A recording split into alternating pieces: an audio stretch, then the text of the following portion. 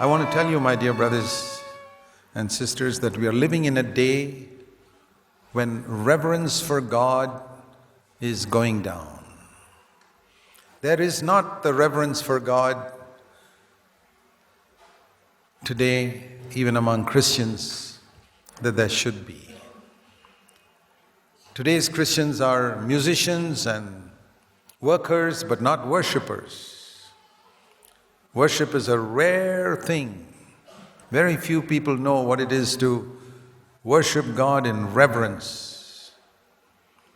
Very few know what it is today to fall with their face down before God, like Job fell down and worshipped, like Abraham fell down on his face down and worshipped, like John the Apostle fell down before God and worshipped.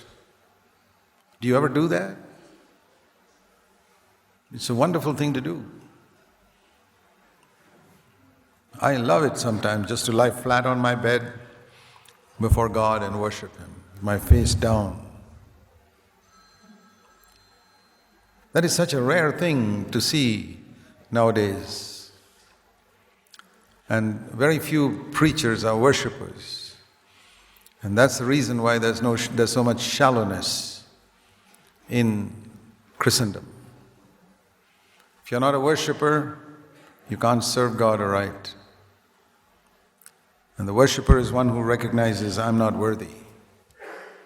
Lord, Thou alone art worthy. I don't deserve that You should do all this for me. It's not that we have low self-esteem. There's, some people think humility means I think I'm good for nothing, I'm useless. No. The humblest man that walked on this earth was Jesus Christ. And He never went around saying, oh, I'm rotten, I'm useless, I'm good for nothing. That is not humility. That is stupidity. Did Jesus ever say, I'm rotten, I'm good for nothing, I'm useless? No, and I don't say that either. But I say, Lord, I'm not worthy of Your mercies. I'm a child of God. I believe I'm a son of the King of Kings. I don't have any low self-esteem. But when I come before God, my face is down on the dust before Him. That reverence is unfortunately not there. And you can see that in the type of hymns being written nowadays by people compared to the hymns written in the olden days by God-fearing people. There's a spirit of reverence in some of those old hymns. And a lot of today's hymns lack that. Maybe very musical and sounds nice and repeat the same line 10 times, etc. But that spirit of reverence is not there, and most Christians can't even detect that because they don't have the spirit of reverence themselves. This sentimental, frothy, love for Jesus type of thing, it doesn't change lives. Look at your own defeated life despite singing all these wonderful hymns and songs. It cannot be like that if there was genuine reverence. Reverence of the Lord brings wisdom, brings freedom from sin. That is wisdom. It's the beginning of wisdom. And I love to sing some of the old hymns. And I sing it often to myself when I'm alone. And some hymns that are not ever sung in any churches. Hymns of reverence to God. And among the well-known authors, I think the last one I've ever read who knew anything about worship was Tozer, and he died about 50 years ago. All the others talk about evangelism and healing and this, that and the other. Hardly anybody who knows what worship is. And Jesus made it very clear, you must worship, thou shalt worship, and thou shalt serve the Lord thy God. Matthew 4:10. And that is the spirit of this centurion, a respect. Jesus stands out as different from all the others.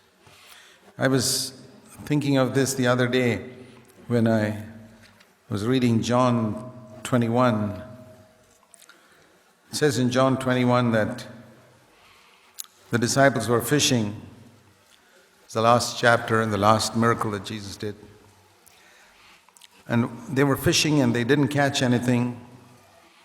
And when it was daybreak, John 21:4, Jesus stood on the beach. And the disciples did not know it was Jesus. They saw a man standing on the beach. And he said to them, "Children, do you have any fish? Do you?" They said, "No." He said, "Cast the net on the right hand and you'll get a catch." And they cast, and it was so heavy because of the great number of fish. Then John, the apostle, turned to Peter and said, "It is the Lord." And Simon Peter, this is the passage I really like. When he heard it, he put on his shirt. Because he had taken off his shirt because he was working as a fisherman. All those fishermen were without their shirts, bare-chested. And he said, "I cannot go and meet the Lord like this. I have to put on my shirt. I can be with John and Thomas and all bare-chested, but not before Jesus." Why not? There's something there which strikes me. He put on his shirt before he went to meet Jesus. He respected him. You know, the clothes we wear show our respect for the people we are going to meet in those clothes. He put on his clothes and then jumped into the sea. I say, "Lord, I want to have that spirit. I don't want to treat you like some old buddy of mine whom I can just put my arm around and say, 'Hi, Jesus,' like a lot of Christians today think that they are being friendly. It's because of a total lack of reverence. And no wonder we don't have faith. This Roman centurion had more of that. "Lord, I'm not worthy. I don't deserve anything from you." I wonder whether we realize this. Jesus told us there was a title that we could get. You know, people love titles, especially in Christendom today. Somebody calls himself Reverend, and somebody calls himself Right Reverend. And then when there are so many Right Reverends around, and somebody has to show that he's even higher than them, he'll call himself Right Reverend Doctor. His Grace, His Excellency. These are all Christian titles. Here's another title Jesus said we could have. Luke 17, verse 10.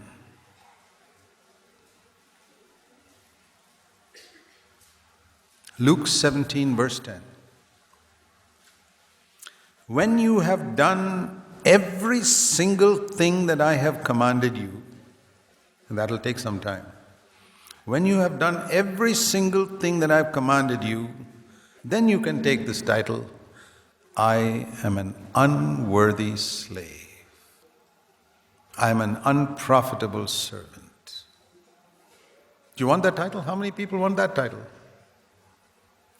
In the midst of all the reverends and right reverends and doctors, this title is not so easy to get.